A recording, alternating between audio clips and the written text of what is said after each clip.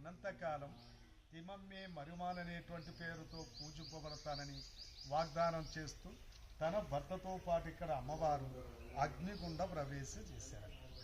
మరి అమ్మవారు చెప్పినట్లుగా సతీసాగమన కార్యక్రమం పూర్తయింది. చిది నుంచి నీరు పొంగి పొరలి వెంటనే ఈశాన్యపు కొమ్మ చిగురించింది.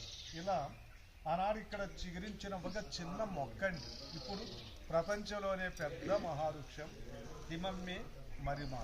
9 ఎకరాల విస్తీర్ణం ఉందండి.